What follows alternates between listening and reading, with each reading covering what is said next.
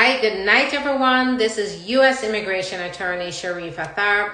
I am here live to answer your U.S. immigration related questions. So go ahead and put your questions in the comments so that I may answer your question. So I want to formally introduce myself. I am U.S. Immigration Attorney Sharifa Tharpe. I help clients to get their green card and status in the United States. I also come on here every night at 9:30 p.m. Eastern time to answer your questions, and tonight is no different. So you can start putting your questions in the comments so that I may answer your questions. So if you know that you are, one thing I want to add is that if you know that you will have, you want to schedule a consultation with me, you've been here with me a couple of nights, you can do that by going to the link in my bio where you can go ahead and go to the website. You can call the number on the website. It's all over the website. There is a scheduling coordinator who is available to take your calls and book the consultation. Or you can also go ahead and you can use the online chat feature, or you can use the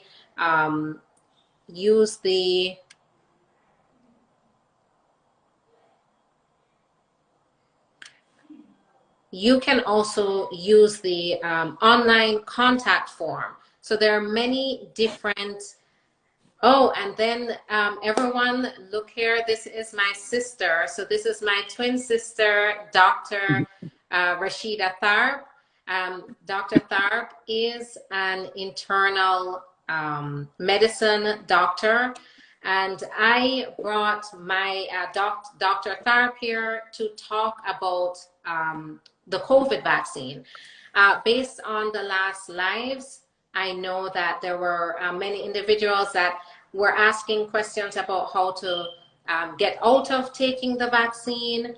And so I just wanted to give you a little more information, since it is going to be required during the immigration medical exam. You ought to know about it and be able to get more information. So thanks so much for joining me. And I just have a couple of questions, Dr. Tharpe. Sure, thanks for having me. I appreciate the platform because this is a very urgent issue right now. And I think it's important to spread the word about the vaccine and the benefits that it can have. So thanks for having me. Definitely. So the first thing, so Leo Rule Samara said, good night, Doc.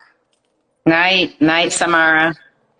All right. So are there any specific vaccines that you recommend?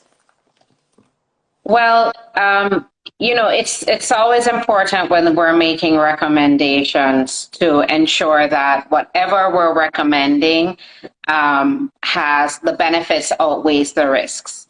And so the vaccines that have undergone rigorous studies,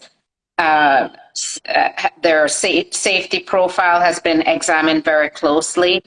The vaccines that we have here in the US is the Pfizer vaccine, which is 2 shots that are given about 20 days apart.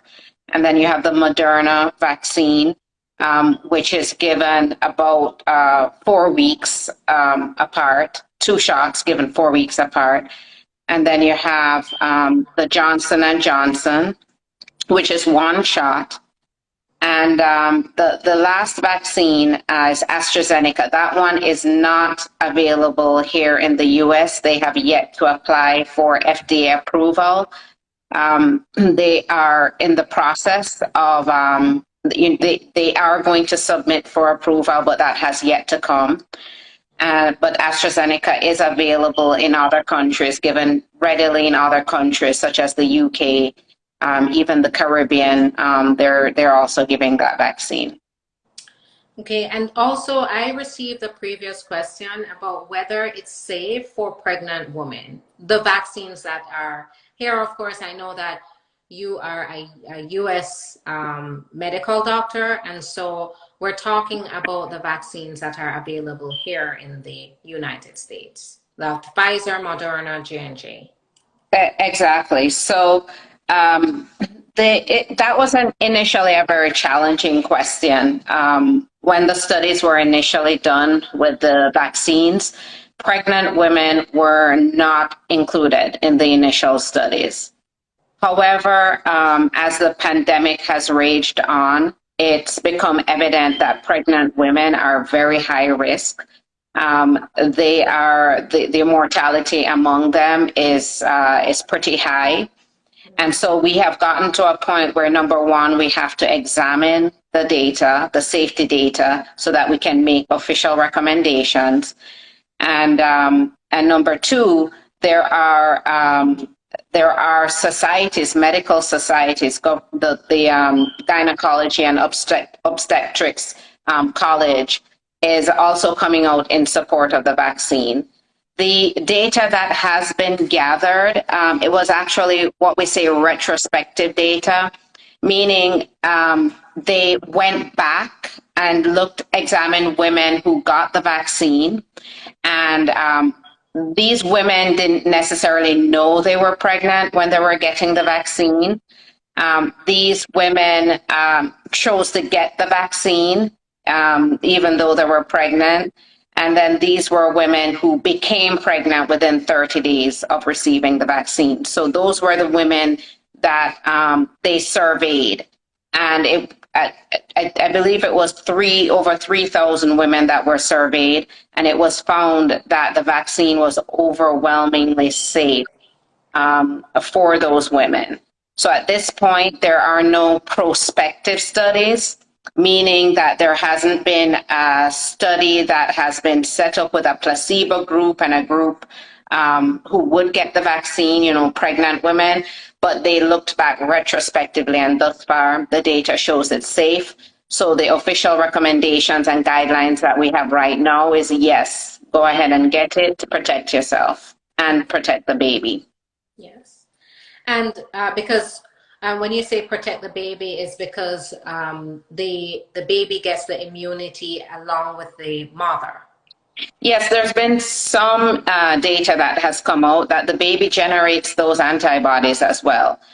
We don't know how long those antibodies last, but the baby does get some of that protection initially as well. Okay. And there was a lot of talk about the new technology that was used to create the vaccine, and there's concern that it changes your DNA. Is that true? And how can you clear this up for us? Well, no, it's not true. The mRNA vaccine, it uses a certain mechanism different from the traditional vaccine to generate an immune response. The mRNA is basically constructed from the virus. So instead of using an actual part of the virus particle, which is the traditional way of doing it, they use the mRNA part of the virus and they introduce that into the body. It goes into the cell. It doesn't get anywhere near the DNA at all. And then from there, it generates the immune response. So there is no basis for any kind of genetic alteration. The mRNA particle that's injected into the body is actually destroyed by the body within, shortly thereafter. So it's gone from the body by the time the vaccine has its full effect on the body. Okay. And what if you've already had COVID, the virus? Should you still get the vaccine? Absolutely. Definitely. So if you've had COVID, if you were treated, number one, so if you received any of the antibody treatments or the convalescent plasma treatments, then we're recommending you wait 90 days after those treatments. So that's only if you've gotten the plasma or the monoclonal antibodies. If you just had COVID, if you're asymptomatic, you should go ahead and get the vaccine.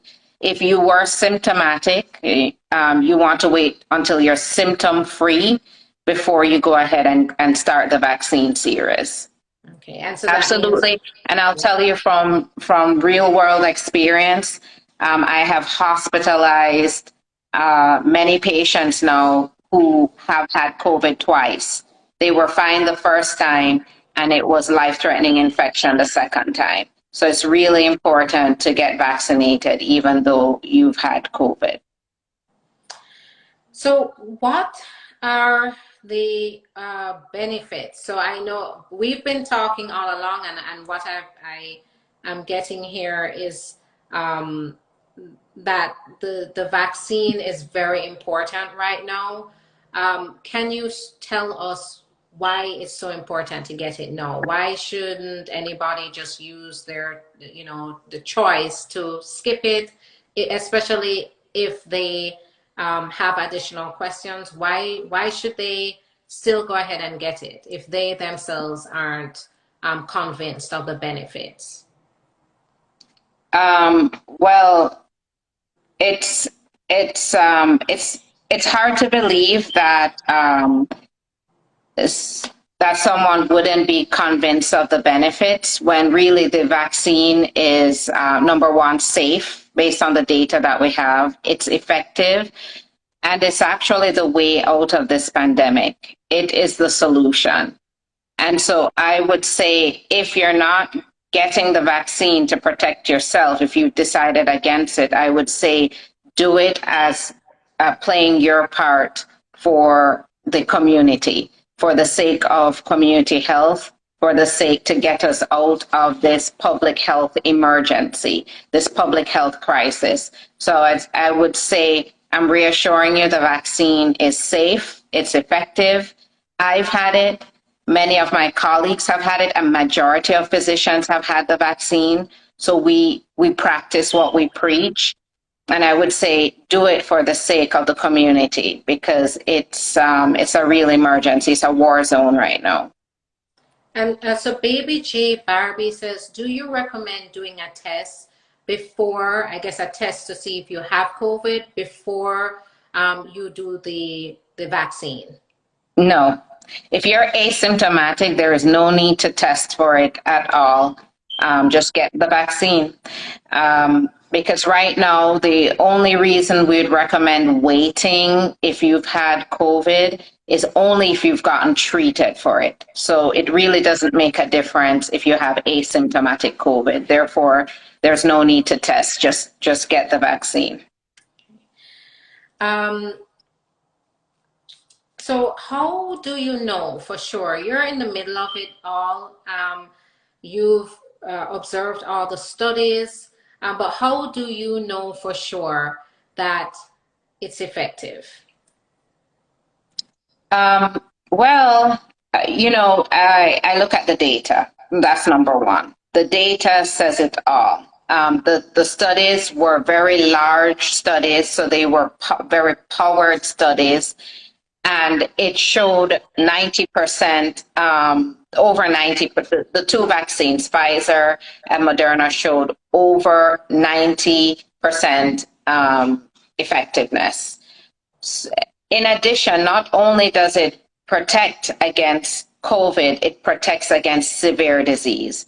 So individuals who get the vaccine and have breakthrough infections are protected from developing the severe disease. That's the form of the disease that's actually killing people right now.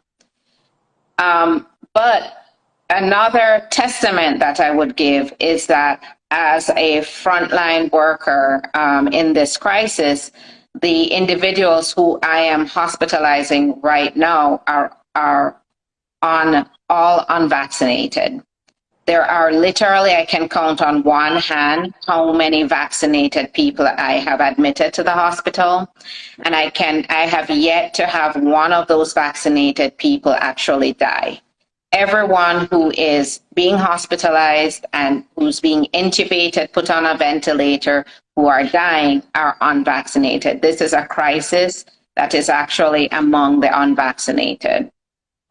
Yeah. So if I could give a personal testament, I would say that that is number one proof to me that the vaccine is in fact effective.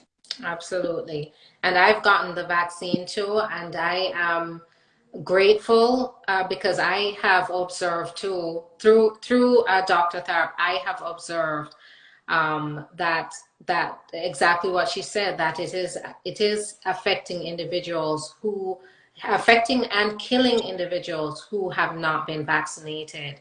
And so the COVID vaccine being a requirement is not a bad thing. So what about children? So if children are going through the immigration process, and do they have to be vaccinated, and what does it look like for children? Right now the Pfizer vaccine is approved for ages 12 to 18, or 12 and up. So right now, I would say the benefit is the same that we just discussed. The efficacy is the same. And so I would say it's definitely recommended for children 12 and up to get the vaccine. They are working on studies. The study will be coming out hopefully in September. This is Pfizer, on vaccines for children between 5 to 12.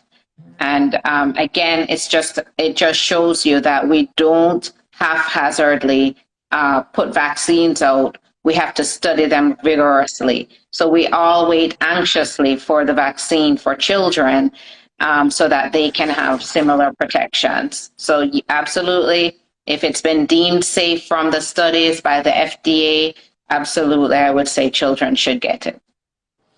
And so I guess that's going to lead into the next question of would you consider vaccines at this point to be experimental, or is it basically established at this point that it is effective, and that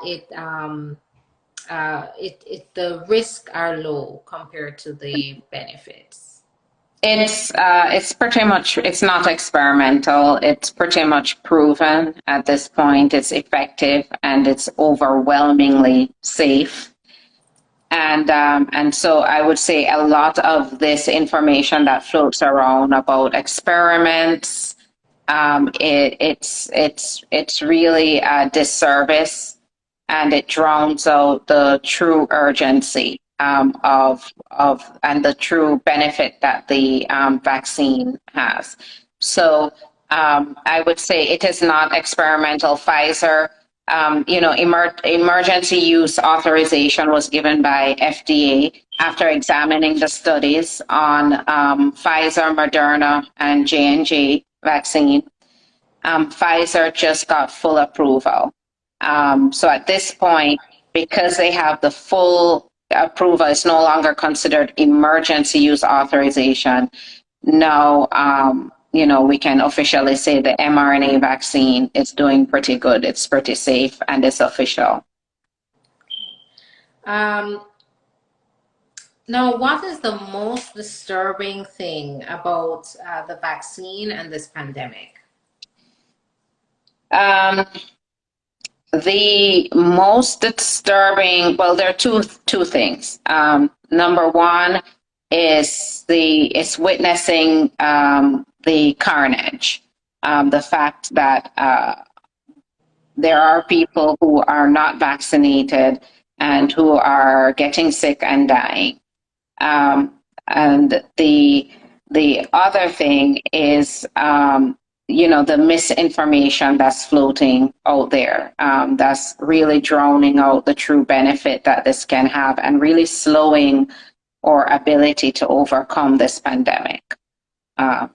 So I would say that that's the atrocity that's happening right now.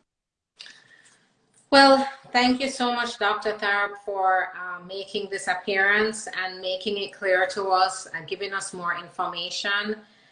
We definitely appreciate it. And as you know, as you can see, based on the information, it's safe, it is effective, it's saving lives.